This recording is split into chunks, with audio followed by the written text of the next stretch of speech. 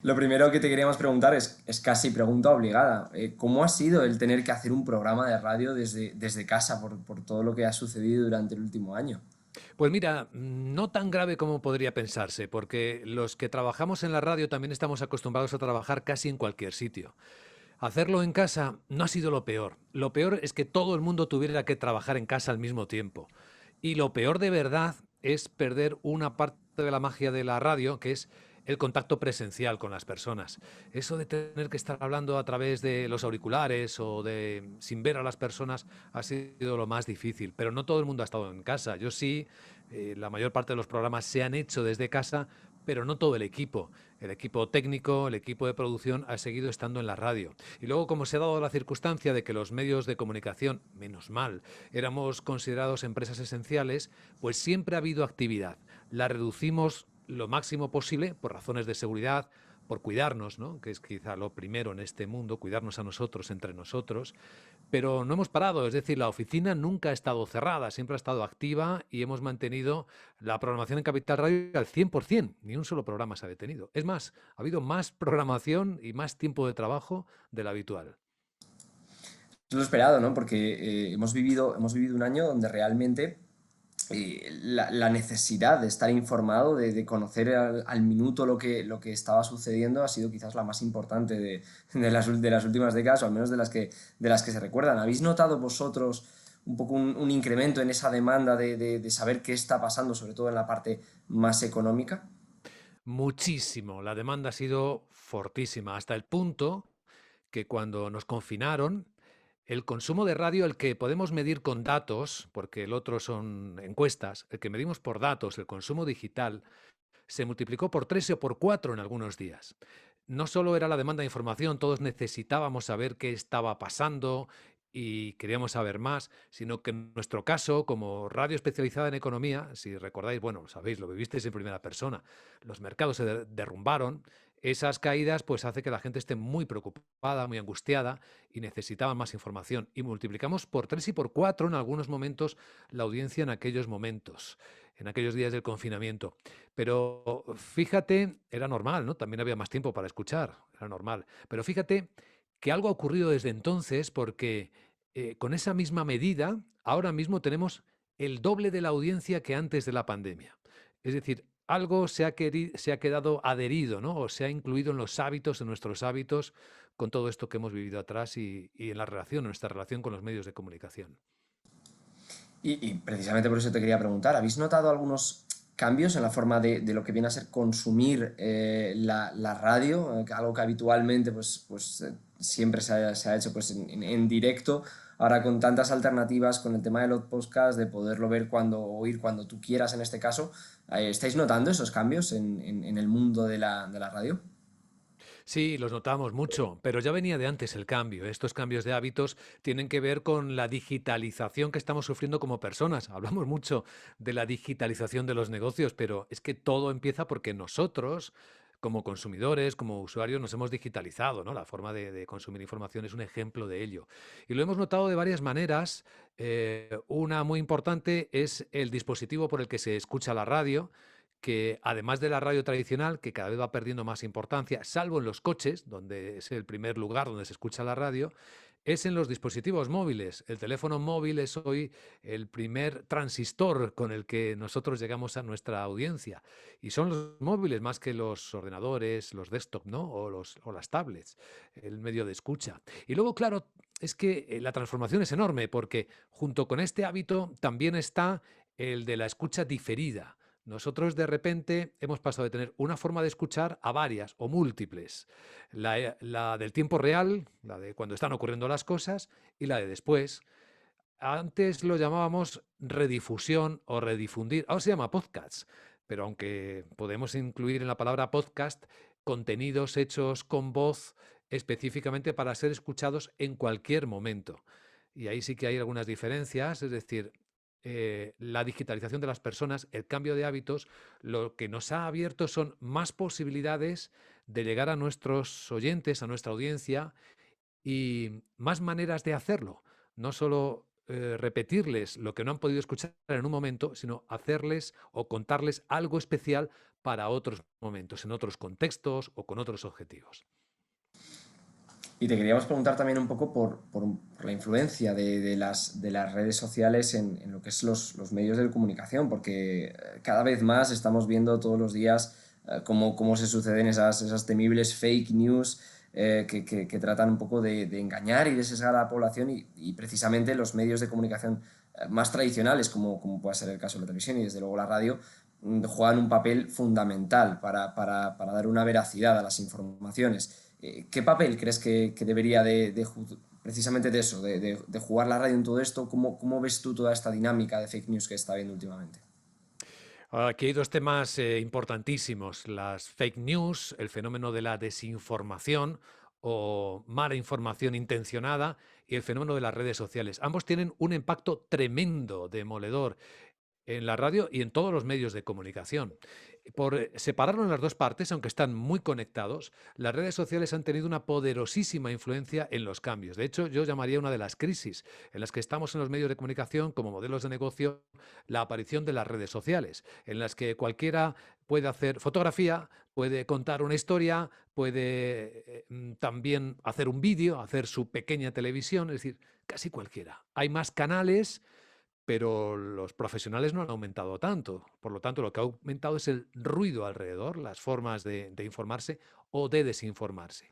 ¿Qué ha ocurrido con esto? Que los medios de repente se han encontrado un poco puestos de cara a la pared, obligados en muchos casos a seguir las tendencias que marcaban las redes sociales. Alguien decía una cosa, todo el mundo hablaba de ello. ¿Cómo un medio de comunicación no va a hablar de lo que se está hablando precisamente? No respondería a su función social, ¿no? De estar cerca de las cosas que preocupan a la gente. Pero en realidad, esas cosas que son tendencias en las redes sociales preocupan verdaderamente a la gente. ¿Son esas las preocupaciones? Claro, esto ha evolucionado y lo que empezó siendo una explosión de comunicación, de presencia en las redes sociales, está cambiando bastante. Ya empezamos a ser conscientes de que mucha de esa información es dirigida, en muchos casos por algoritmos, es manipulada, es intencionada, tiene como objetivo dirigir a las personas a hablar de determinada manera de cosas que incluso pueden no ser ciertas. Así que nos hemos encontrado con otra obligación moral que siempre hemos tenido los medios de comunicación y es verificar las historias, señalar cuáles son verdaderas y cuáles son falsas. Es decir, nos hemos encontrado en un campo de batalla auténtico, peleando contra las fake news, sin ser nuestra tradicional función, que era la de informar, la de contar cosas a la gente. Pero ahora se ha puesto un muro por delante, que es un muro digital, que son las redes sociales, que de repente nos arrojan, y en muchos casos picamos los medios de comunicación, en las historias falsas. Y eso perturba bastante cosas que son esenciales en nuestra sociedad. A los medios de comunicación y a los profesionales nos distorsionan profundamente, porque tienes que dedicarte más a ellos que a la investigación o a contar las historias que realmente son las que están cambiando el mundo. Es como un mundo virtual falso que se te genera delante y que no te deja concentrarte en lo que verdaderamente quieres concentrarte. Y a las personas les ocurre lo mismo, se lo han encontrado puestas entre ellas y los medios de comunicación. Así que aquí tenemos un problema, porque esto toca el fondo de las libertades de la sociedad, ¿no? Si estamos hablando de que una democracia se fundamenta en la libertad de sus personas para decidir, para elegir, para juzgar, cuando le ponemos una cortina de humos, de desinformación delante, las personas pierden libertades porque están perdiendo conocimiento de la realidad. Están siendo manipuladas. Y este es un problema enorme que tenemos los medios de comunicación y que creo que tenemos todos los ciudadanos como sociedad ahora mismo. Totalmente de acuerdo. Además, a mí me gustaría destacar pues, un poco el compromiso que tenéis desde Capital Radio, desde luego con toda la velocidad, con acercar la información al minuto de lo que ocurre para que todo el mundo pueda tomar las mejores decisiones, obviamente, o al menos con las decisiones con la mayor nivel de información posible. Pero no es solo eso, es decir, Capital Radio no es solo esa labor informativa, sino que también hace una labor divulgativa y una labor formativa. Por eso te quería preguntar un poco por esos esfuerzos de Capital Radio de fomentar un poco la educación, en este caso particularmente la educación financiera. La educación financiera es un gran valor que compartimos, por cierto, con el equipo de XTB. Nosotros admiramos a esas empresas que no solo están ofreciendo un servicio, sino que advierten, y esto es lo más importante, para usar un servicio en condiciones tienes que conocerlo, tienes que saber qué estás haciendo. Y ahí estamos perfectamente alineados con ese valor que sabemos que forma parte también, ¿no?, del alma y de la filosofía del equipo de XTB. ¿Por qué es importante esto?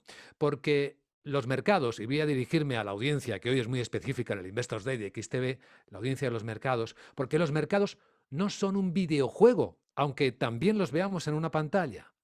En los mercados hay otra, voy a expresarme en términos de guerra, hay otra batalla de información asimétrica en la que se juega mucho con el engaño. De hecho, el engaño, la media verdad, la falta de información es la mejor herramienta para ganar dinero dentro de los mercados. En los medios de comunicación somos perfectamente conscientes de ello. Y por eso insistimos mucho en que no solo es mirar la pantalla a ver en qué dirección se mueve una empresa u otra, una cotización sobre una cosa u otra.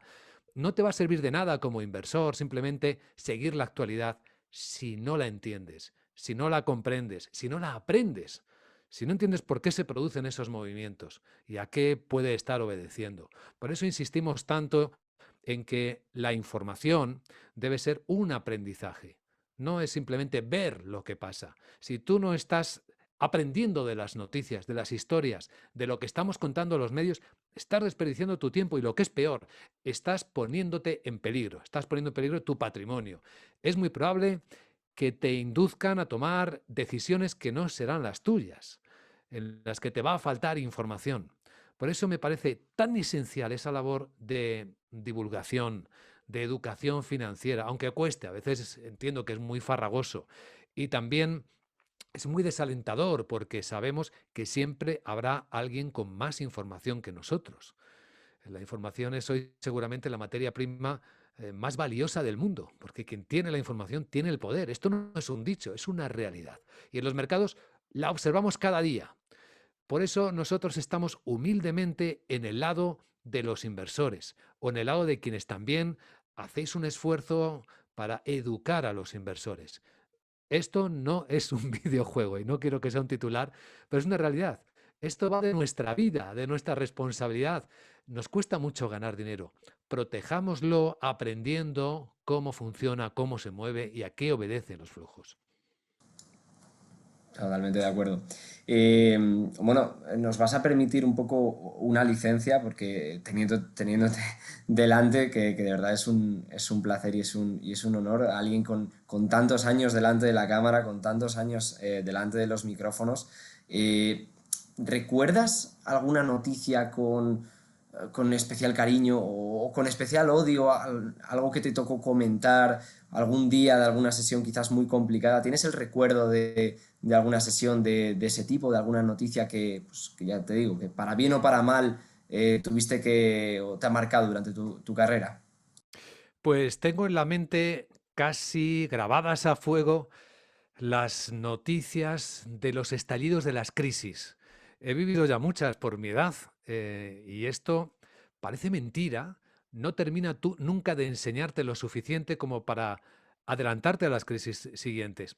Em, Recuerdo desde la del fondo de Indonesia, el LTCM, en los años 90, finales de los 90, hasta las crisis más recientes que más daño nos han hecho a los españoles, como la crisis financiera del año 2008 o la crisis ahora que nos ha traído la pandemia. En particular recuerdo mucho la del año 2008, que creo que fuimos conscientes de ella cuando volvió de Bruselas el presidente del gobierno Zapatero, con las orejas gachas y rectificando todo lo que había planteado antes, de acuerdo con las instrucciones que dio Bruselas para el rescate, que nominalmente fue de las cajas de ahorros, pero en realidad fue un rescate del país, ¿no?, de la economía española para mantener la financiación. A partir de ahí, el recuerdo es más de conjunto, porque yo estaba entre esas personas a las que en el año 2007 llamaron antipatriotas por advertir de que se estaba formando una enorme burbuja, estábamos empezando a vivir en una enorme fantasía y que el ajuste iba a ser muy duro, iba a generar mucha pobreza, mucho desempleo y en el caso de España se estaba jugando además con especial ineficacia. Y esos momentos previos, fueron varios días, en los que veías alboroto y alborozo, ¿no? En los mercados estaba todo tranquilo, en la política estaban todos confiados, en la sociedad la gente estaba tranquila. ¿Cómo va a venir una crisis, ¿no? Se hablaba de que España estaba en la Champions League de los europeos, ¿no? Que íbamos a rebasar a Italia en PIB. Pues esos momentos son los que después he intentado tener muy presentes, porque si hay algo que podemos ser útiles, ¿no? Los informadores o quienes tenemos alguna experiencia en ayudar a las sociedades, avisar de cuándo puede venir algo grave. Ahora estamos en medio de algo grave, pero puede venir algo más grave todavía. No sabemos cómo puede ser una crisis de deuda, pero estamos en niveles récord históricos de deuda pública y privada. ¿Cómo vamos a pagar todo esto? Dinero que ahora necesitamos para mantener artificialmente viva la economía flotando, ¿no? En este desastre. Así que son muchos momentos. Uno solo sería demasiado poco. Eso significa que ya llevo demasiada experiencia en esto. Bueno, y que sean muchísimos años más. Y queríamos preguntarte ya por último, no queremos quitarte tampoco más tiempo, un poco ya centrándonos en lo que es la economía nacional, ¿cómo ves tú un poco qué perspectiva, qué futuro económico le ves a Europa y bueno, especialmente a España para los próximos trimestres? Y luego, aunque ya lo has comentado anteriormente, si pudieses dar un consejo a un inversor, o a alguien, yo que sé, que está empezando, que es su primer día, ¿qué le dirías? ¿Qué te gustaría que te hubiesen dicho a ti en el primer día de tu proceso inversor? Pues respondo a las dos preguntas. A la primera de cómo veo el futuro de España, de Europa. La verdad es que, mira, no vamos a disimular, somos seres humanos y nos movemos como los mercados, por ciclos. Hay días que estamos arriba y lo vemos con un poco más de confianza y hay días que estamos abajo. Y yo que sigo la actualidad todos los días, no podría darte una visión que reflejase realmente lo que veo o lo que siento. Por una parte, siento mucha expectativa porque creo que jamás se ha movilizado en la historia recursos económicos, ni se ha movido Europa tan al unísono ante una crisis como ahora. Es verdad, nunca había ocurrido. Y eso pues da cierta confianza en que por primera vez hay cierta coordinación en ello.